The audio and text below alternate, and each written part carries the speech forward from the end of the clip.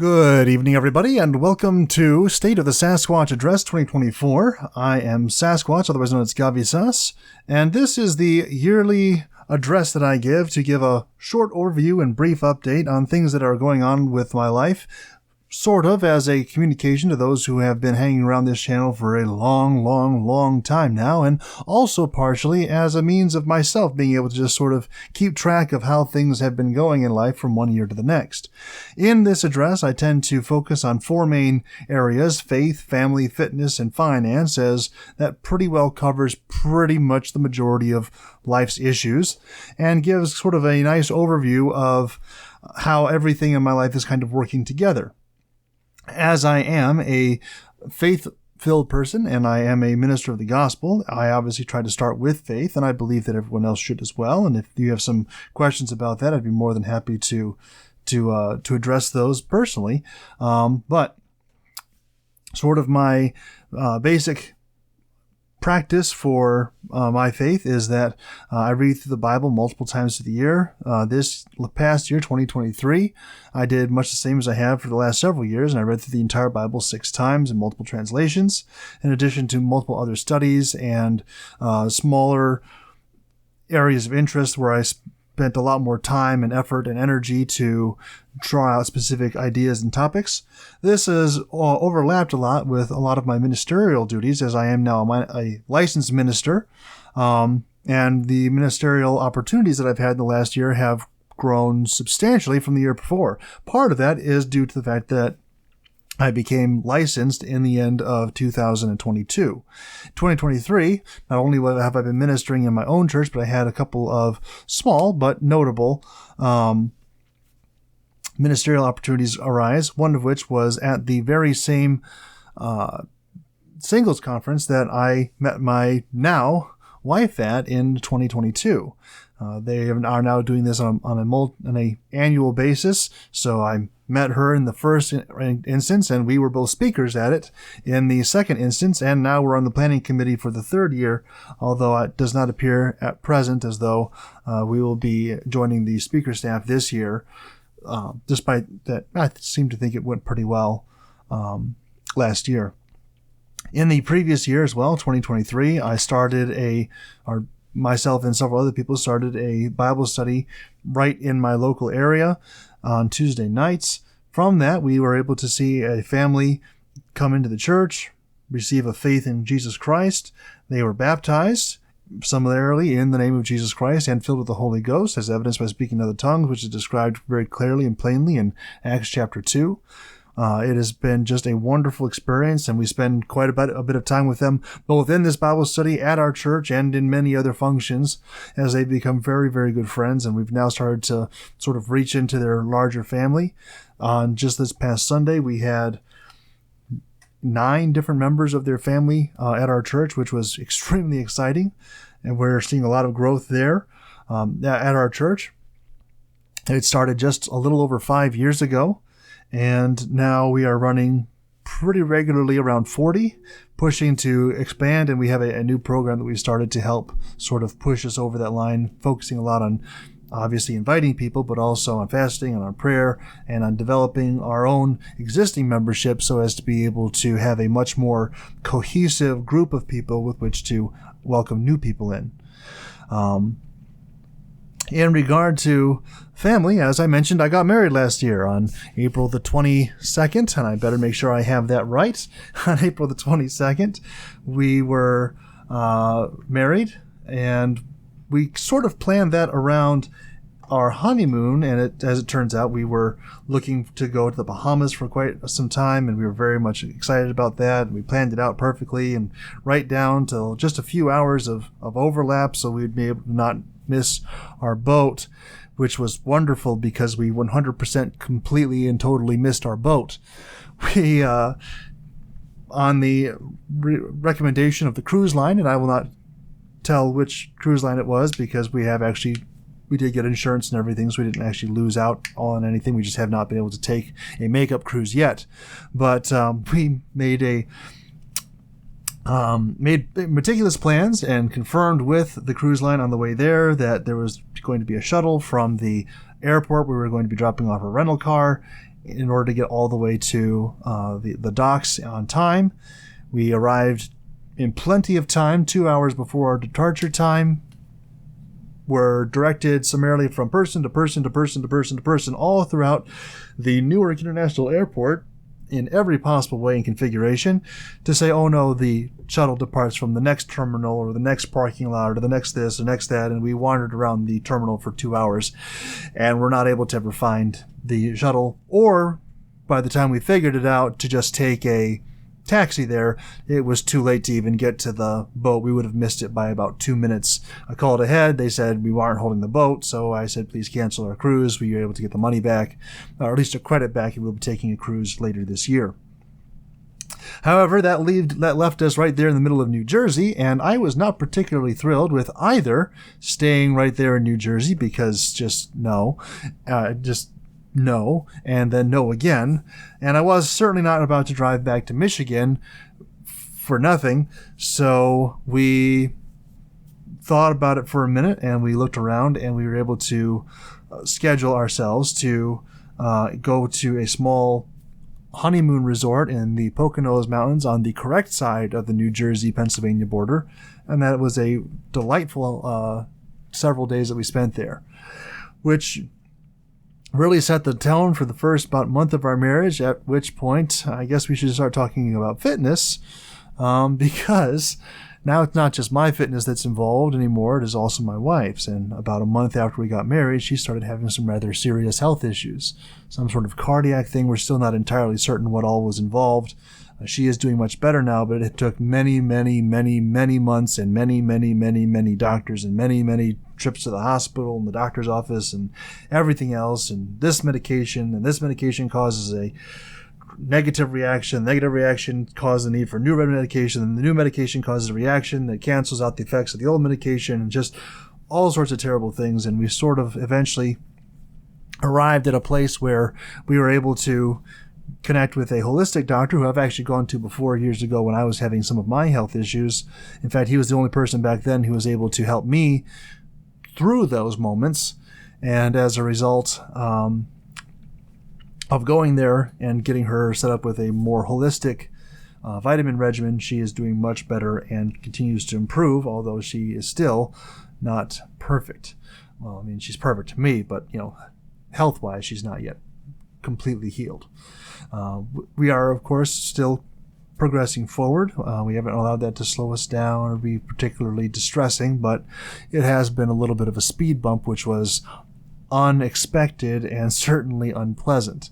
But we are doing quite well in regards to both our married life and now doing much better in a fitness capacity. Although I will say that both of us, perhaps over the shall we say, the holiday festivities may have added somewhat to our size. That's a good way of saying it. But we are, again, as she has now started to feel much better, we've both started to be much more proactive about getting ourselves back into a more correct shape.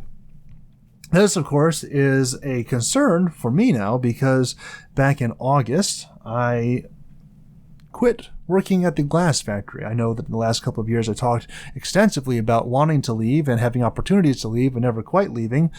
But in August, a number of things all sort of came to a head, and I decided, actually even before I had left, that it was the right time to depart. And I now work at a company doing, let me tell you the story very briefly. Going into the month of August last year, I was not in a particularly great place. As I had mentioned last year, I had started, created, implemented, and carried out a training program for the glass factory which I worked at, and that got shut down about 2 months after I came back from my honeymoon. They cited some sort of emergency that they were in need of. We need more people on the floor. We need more workers. And so they shut down the training program and just had me doing whatever it was that I was capable of doing, which was still quite a bit. Running the oven, unloading the oven, running the CNC machines, just anything and everything that came to mind. I wrote their quality program because they were having difficulty with their quality manager, not really giving them what they were asking for in terms of a quality manual. So I wrote that for them. I was in the midst of writing a process manual when my untimely departure came upon us rather suddenly. Is a function of my going from a production position to a training position.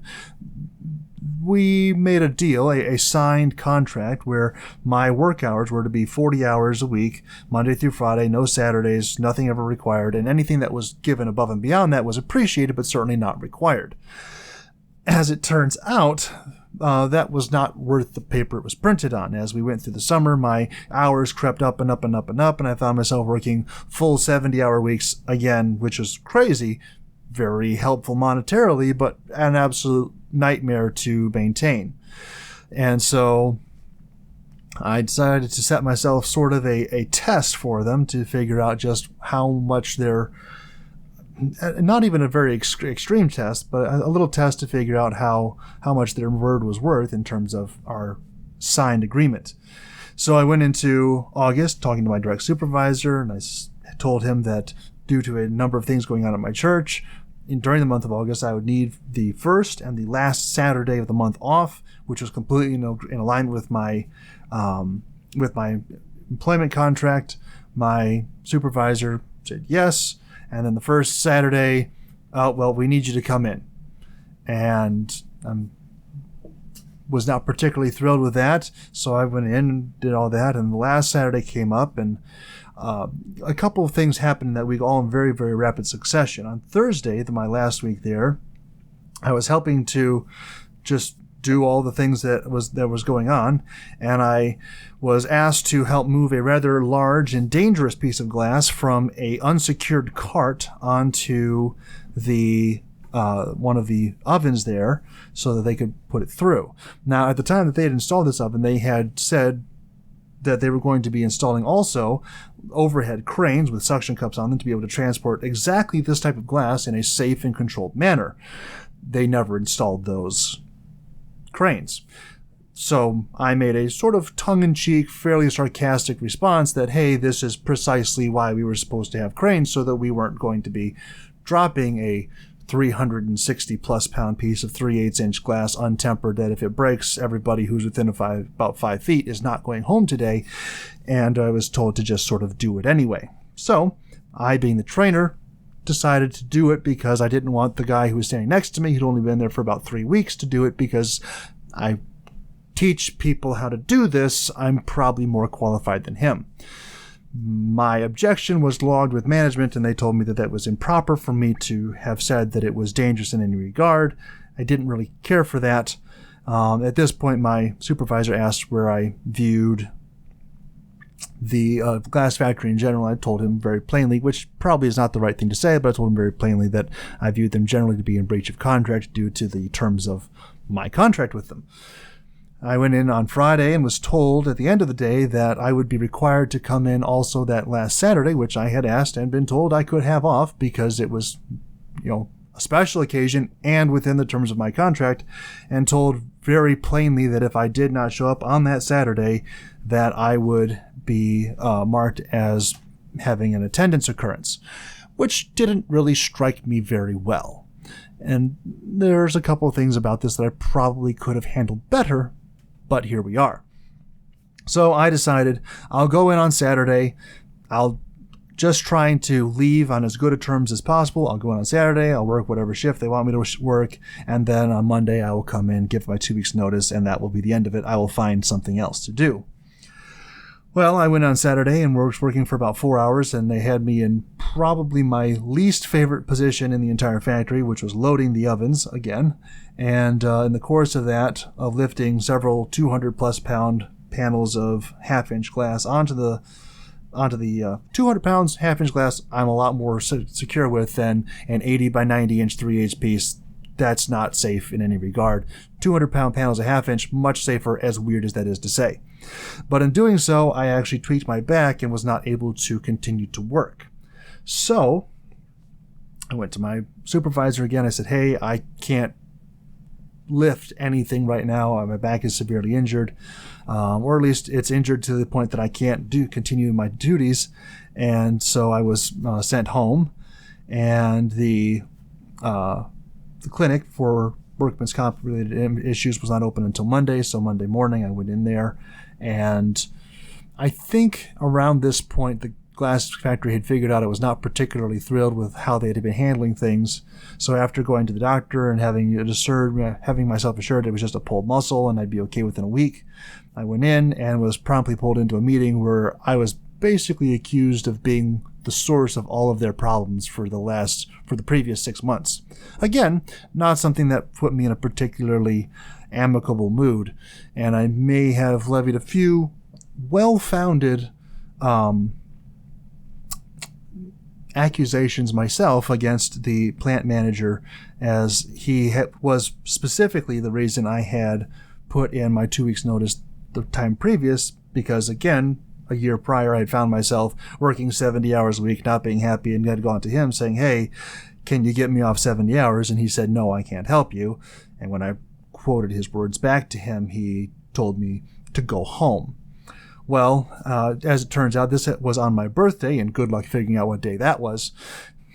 Anyway, so it was my birthday, so I felt I was entitled somewhat to some enjoyment. So I went and I got myself some lunch, and then I drove across town to pick up a gun that my wife told me that I was able to purchase. And by the way, those of you who are not married yet, if you find a woman who will let you buy a gun for your birthday, hang on to her. She's special.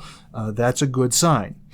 Picked up my gun, drove back across town to the place I work now, where a friend of mine had left the glass factory prior to, and said I should interview there.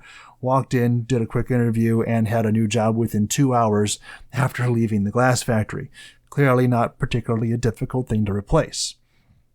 However, this does play a little bit into my finances because, as it turns out, when you're working 70 hours, you have a whole lot of extra money coming in that I don't. But I very much value the time that I have received back, because now my average week is exactly 40 hours. I think since August, working at this new place, I have worked a grand total of maybe 20, maybe 25 hours of overtime in 6 months, which is fantastic. I love my new schedule. Everything has its own challenges, but I feel like I have been tremendously favored there. I had worked there for 40 days, and just into the beginning of October, when I was approached about taking on a new responsibility as their quality technician.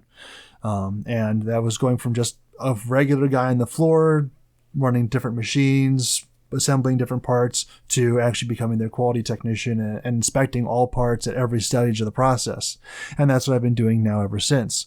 And it is, again, very rewarding. It's a little bit stressful sometimes when things don't go quite right, but it is a generally very rewarding position. And I'm generally very, very much enjoying my time there, certainly enjoying working with a lot of people, especially the people who are actually keeping their word and not saying, well, let's promise you a little bit and then take away even the little bit that you had left. Not saying they weren't paying me at the glass factory. I'm just saying that it wasn't worth what they were paying me, especially not when you started including like damage to life and limb, not even counting the injury. The injury I had could have happened to anybody.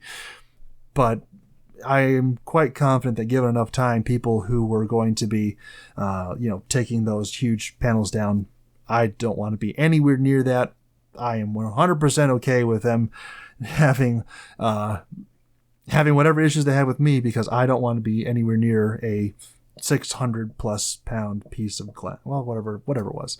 360, I think I said. Whatever it was ridiculous.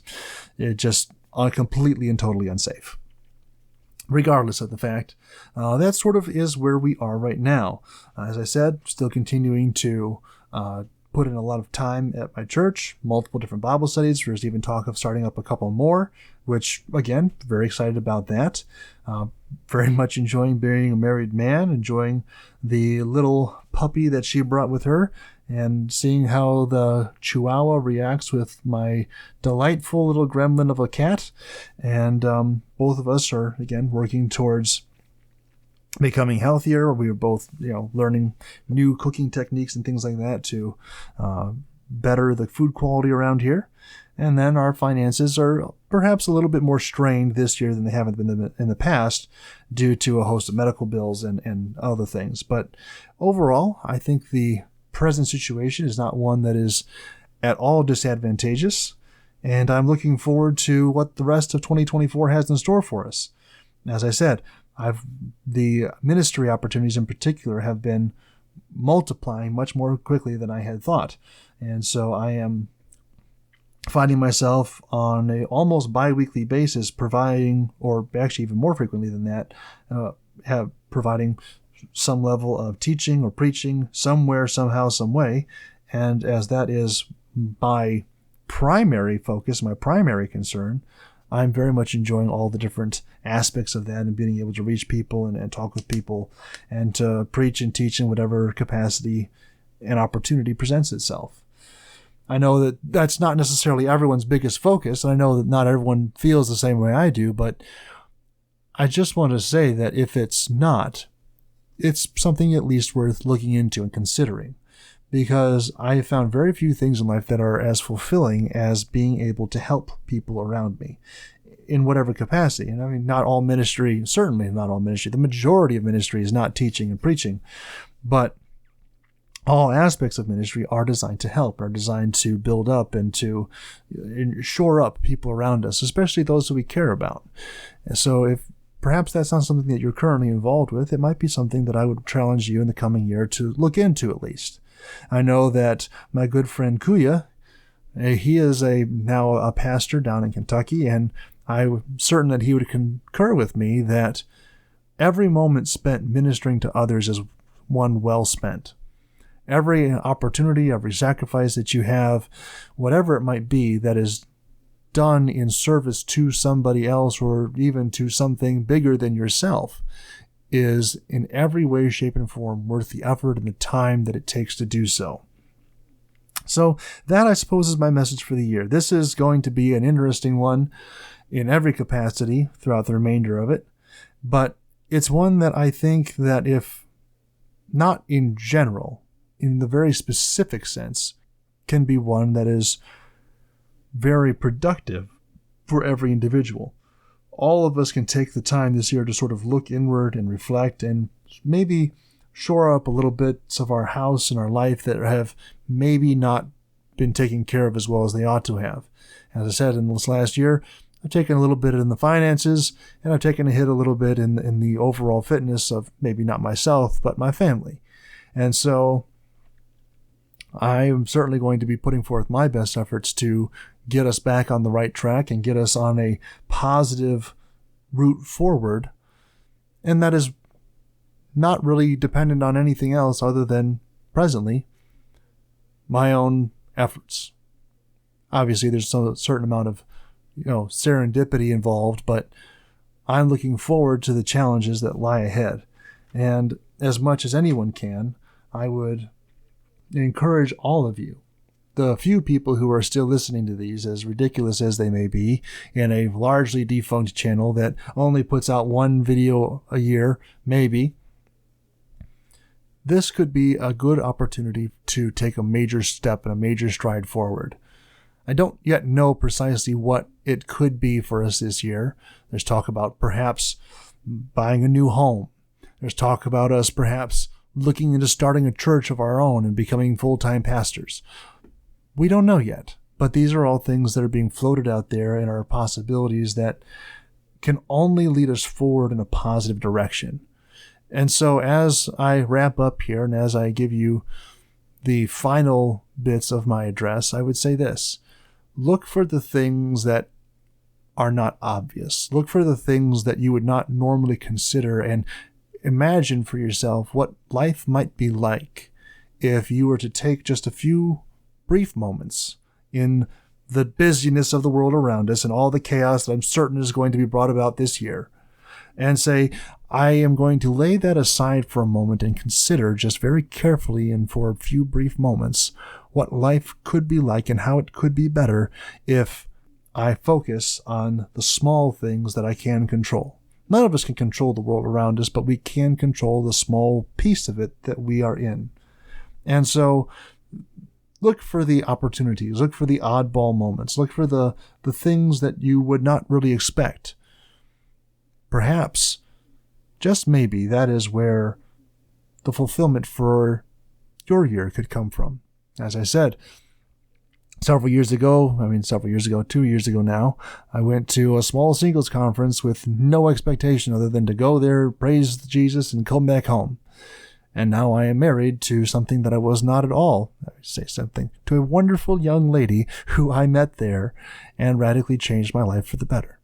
Things that you were not expecting, but are 100% able to improve your life in every capacity. Not everything's perfect, but it can improve. They can be better.